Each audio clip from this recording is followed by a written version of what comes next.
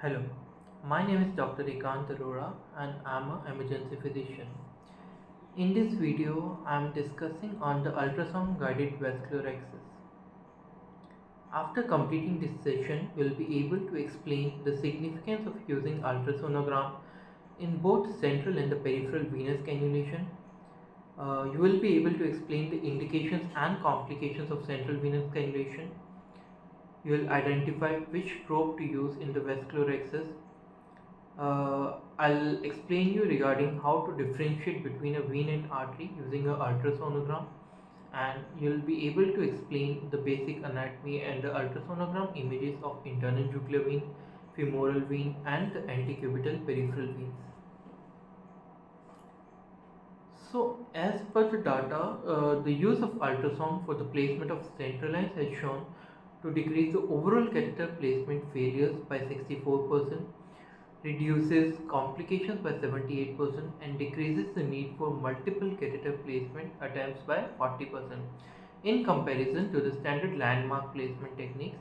Thus, in all the central venous accesses, ultrasound should be used.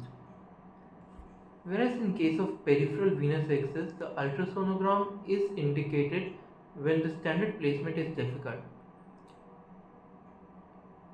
The difficult cannulation may be in scenario of no palpable or visible peripheral veins, in patients who are having a previous history of IV drug abuse, or in which the multiple previous peripheral line cannulation caused the scarring or the thrombosis, any obese patient, any patient who is having a previous surgery causing the distortion of anatomy.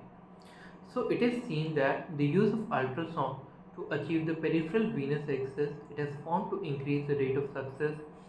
It decreases both the time to placement and the number of attempts and increases the overall patient satisfaction. Now, what are the indications for central venous cannulation? First is inability to obtain a peripheral venous access. Whenever in the emergency department or in the critical care unit, you are infusing the hyperalimentation or some other concentrated solutions such as potassium chloride, hyperosmolar saline, or the vasoactive agents in repetitive blood sampling, insertion of transvenous cardiac pacemakers, hemodialysis or plasmapheresis, and in central venous pressure monitoring. So the complications of central venous catheterization, that could be arterial puncture or hematoma formation, pneumo or hemothorax, air embolism, cardiac dysrhythmias, infections, thrombosis or catheter misplacement. Now, whenever we are going for ultrasound guided vascular access, which probe to be used? So this is a linear probe which is having a higher frequency and lower penetration, because the vasculature is a superficial structure, and for that we require a lower penetration and a higher frequency probe, but it gives you the better visualization. The next point is how to identify the vessel, either it's vein or artery, using the ultrasonogram. So the veins are there elliptical in shape, they are having thinner walls and larger diameter, whereas arteries are rounded in shape, thicker walls and smaller in diameter. When you compress a vessel with the ultrasonogram probes, the veins are collapsible, whereas arteries are non-collapsible. In color flow Doppler studies, the veins are non-pulsatile, whereas arteries are pulsatile. In pulse wave Dopplers, the venous blood flow shows both systolic and diastolic component and has a much lower velocity, whereas the arteries, they are having a predominant systolic component and they are having a higher velocity. So as you can see in this image, that in the first image, so the larger vessel which is having a thinner walls, it's the vein, whereas the rounder with thicker walls, it's the artery. When you compress the vessels with the ultrasonogram probe, you can see the veins are compressible, whereas arteries are non-compressible. Now moving forward onto the basic anatomy of internal jugular veins. So there is a triangle which is formed by the two heads of sternocleidomastoid muscle and the clavicle. Between this triangle, the internal jugular vein runs. So we have to put our ultrasonogram probe over this area between this triangle, preferably at the apex of this triangle, where both the clavicular and the sternal heads of sternocleidomastoid muscle meets. So in the first image, this is the transverse view of internal jugular vein, and in the second image, the long axis or the longitudinal view of the internal jugular vein.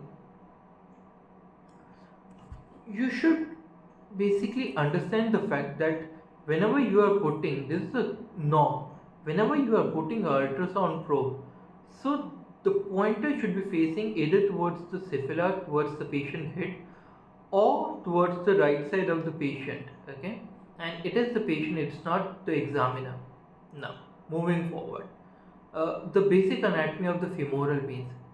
So femoral veins runs in a triangle which is marked by the inguinal ligament, sartorius muscle laterally, and the adductor longus muscle medially.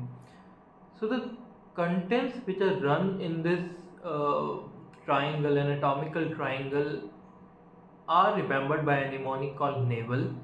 So from lateral to medial, it is the nerve, artery, that is the femoral artery, then V is vein, that is the femoral vein, then the empty space and the lymphatics.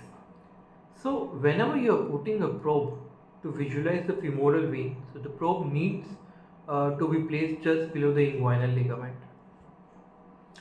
This is a transverse view of the femoral artery and the femoral vein, and the probe is placed just below the inguinal ligament. Now moving forward, the basic anatomy of antecubital veins, that in case of difficult peripheral venous accesses. So we are having laterally the cephalic veins and medially the basilic veins. So in this image we can see we have placed our vascular access linear probe in the antecubital fossa of the patient. The examiner is looking at the ultrasonogram machine and not where he is doing the procedure, and the needle inserted or the catheter inserted is appear as a hypogenic needle tip inserting the vessel. Okay, so this is how you can put a peripheral cannula. Rest practice with the ultrasonogram machine with hands-on. Theory is just to brief you, but again you will have to practice again and again to make this practice perfect.